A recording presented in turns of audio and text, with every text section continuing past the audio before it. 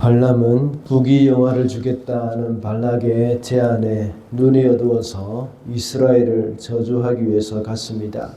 그 길에 천사가 가로막고 섰습니다. 발람을 태운 나귀는 그 천사를 보고 피해 가려고 했지만 그 사실을 알지 못했던 발람은 나귀를 3번이나 때렸습니다. 그때 하나님이 나귀의 입을 열어두셨고 마침내 발람도 역시 영의 눈이 열려서 천사를 보게 되었습니다. 본래 하나님은 영적인 존재이기 때문에 이 사람도 영적인 존재이기 때문에 하나님과 교제를 하고 말씀을 듣는 것이 정상이었습니다. 그러나 사람이 그렇게 하지 못할 때에 하나님은 짐승을 통해서 말씀하시는 것을 우리가 보았습니다. 우리는 항상 영의 눈을 밝혀달라고 하나님께 간구하면서 살아야 합니다. 그러나 우리에게 탐욕이 있을 때에 영안이 어두워진다고 했습니다. 그리고 영의 눈을 열어주시는 분은 하나님이시며 또 영의 눈이 또 열린 사람에게는 사명이 있다고 했습니다. 천사는 거듭해서 발람에게 말하기를 하나님이 시키시는 말만 하라고 명령했습니다. 발락에게 도착한 발람은 후한 대접을 받았죠. 그리고 바알 산당에 오르니까 모든 이스라엘 백성들의 진이 처음부터 끝까지 다 보였습니다. 발락은 거기서 이스라엘을 저주하기를 원했습니다.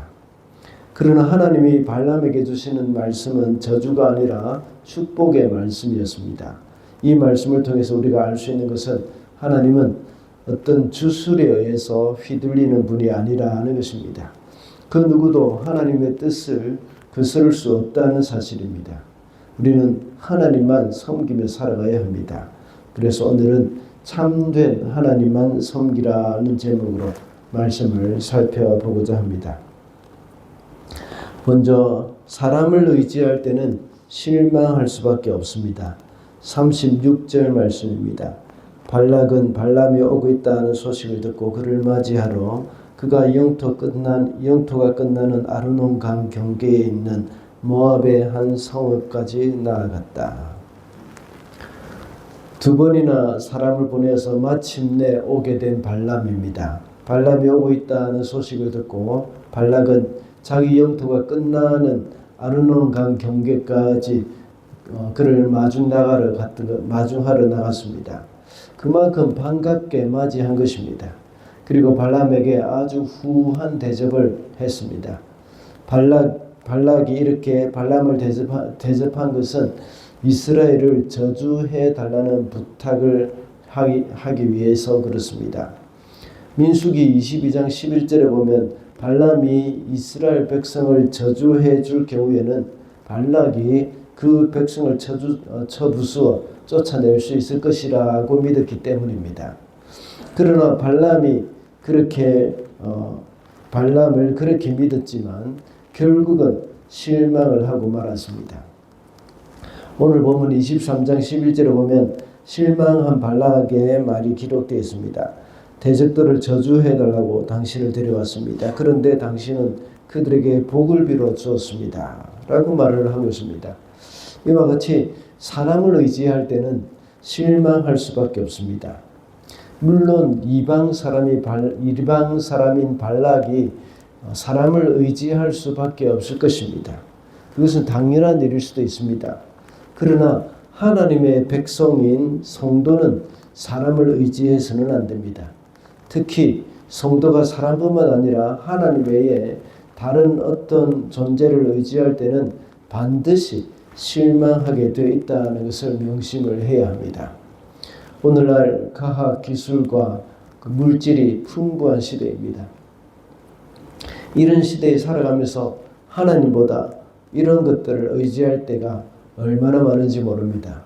물론 하나님을 의지한다고 해서 이런 것들을 다 무시하라는 것은 아닙니다. 이런 것도 역시 하나님이 주신 것임을 우리는 믿어야 합니다. 문제는 이런 것만 의지하고 하나님을 잊어서는 안 된다는 것이죠. 우리는 하나님께서 이런 모든 것을 사용하셔서 우리를 도우신다는 것을 알아야 합니다. 그러면서 하나님의 도우심을 늘 구하면서 우리는 살아가야 한다는 것을 명심해야 하겠습니다. 다음으로 하나님은 설득의 대상이 아니라 섬김의 대상입니다. 23장 4절을 읽어보겠습니다. 하나님이 발람에게 나타나셨다. 발람이 하나님께 아뢰었다. 7 제단을 제가 준비하였습니다. 그리고 각 제단마다 수송아지와 순양을 한 마리씩 바쳤습니다. 발람은 하나님께 제사를 드렸습니다.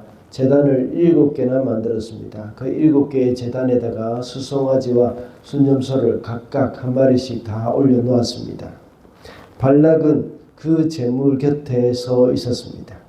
그리고 발람은 하나님을 만나러 오솔길로 올라갔습니다. 이렇게 많은 제물을 하나님께 바침으로써 하나님께 이 제물을 바침으로써 하나님을 설득해 보겠다는 그런 생각이었습니다. 그래서 방금 읽은 4절의 말씀과 같이 이렇게 많은 제물을 바쳤다는 것을 하나님께 말씀을 드렸습니다. 이런 모습은 이방인이 자신들의 신에게 제사를 하는 방식입니다. 하나님께 어떤 뇌물을 바침으로 인해서 하나님의 마음을 돌이켜보겠다 하는 그런 의도가 담겨 있습니다.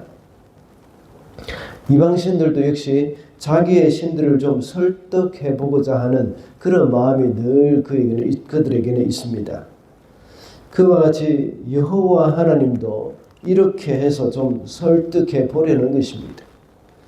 이스라엘 백성들이 하나님께 제사 드리는 것은 그들이 하나님을 설득하거나 하나님을 달래기 위한 제사가 아니었습니다.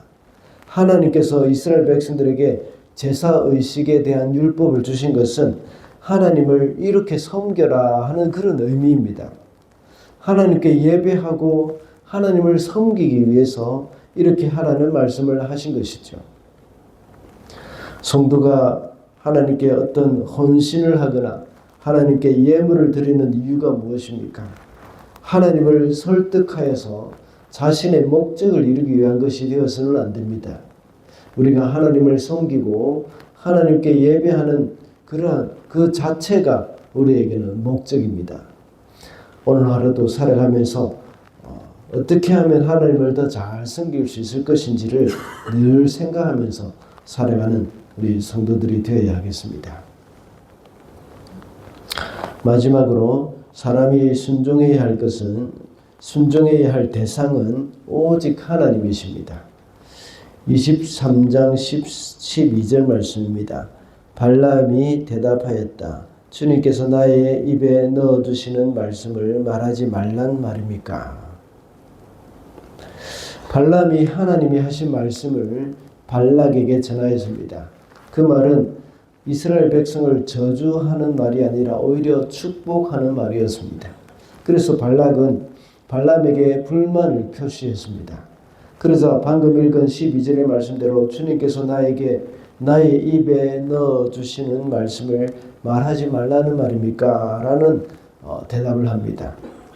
발람은 비록 이방 주술가였지만 하나님이 주신 말씀 외에는 말을 할 수가 없었습니다. 그는 다른 이방신들을 대함과 마찬가지로 주술을 사용해서 신을 조종해 보려고 했지만 오히려 하나님이 자신에게 말씀하신 그 말씀에 순종할 수밖에 없다는 것을 말하고 있습니다. 하나님은 발락이나 발람이 생각하는 것과 같은 그런 아주 저급한 이방신이 아니라는 것이죠. 하나님은 이방 주술가의 주술에 휘둘리는 그런 잡기, 그와 같은 그런 존재가 아니십니다. 오히려 그들을 주관하시는 참된 하나님이십니다. 참신이시죠. 그러므로 성도는 하나님을 부리려고 하지 않고 하나님의 뜻을 잘 분별해서 그 하나님의 뜻에 순종하는 삶을 살아야 하는 것이죠. 발람은 부귀 영화 때문에 순종하고 부귀 영화 때문에 순종하고 싶지 않지만 그는 하나님의 임재 앞에서 어쩔 수 없는 순종을 하게 되었습니다. 그러나 우리 성도는 이미 성경 말씀을 통해서 하나님의 뜻을 알고 있습니다. 그리고 날마다 하나님의 말씀을 통해서 묵상을 통해서 그리고 자신이 이 하나님이 주시는 그 말씀을 통해서 우리를 통한 하나님의 뜻을 이루어가는 그러한 순종의 삶을 살아야 합니다. 만약 하나님의 뜻을 알면서도 눈앞에 보이는 작은 이익 때문에 순종하지 못한다면 발람보다 못한 사람이 될 것입니다.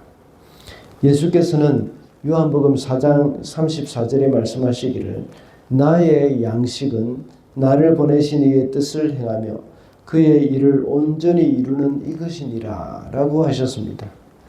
이 말씀은 예수님이 하나님께 순종하는 것이 바로 삶의 원동력이라는 것을 말씀하고 있는 것이죠. 우리 성도들도 역시 하나님께 순종하는 삶이 바로 우리의 삶의 원동력이 되어야 합니다.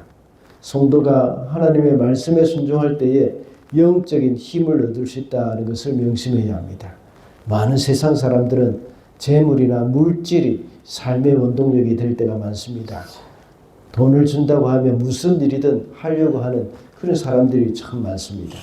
그러나 우리 성도들은 하나님의 말씀이 또 하나님의 말씀에 순종하는 것이 우리의 힘이 되어야 되고 우리의 삶의 원동력이 되어야 하겠습니다.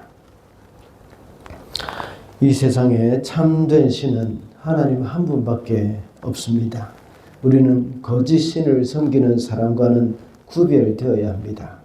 참된 하나님을 섬기는 성도는 사람을 의지할 때 실망할 수밖에 없다는 것을 우리는 알아야 합니다. 그리고 하나님은 설득의 대상이 아니라 섬김의 대상이며 또 순종해야 할 대상이시라고 했습니다.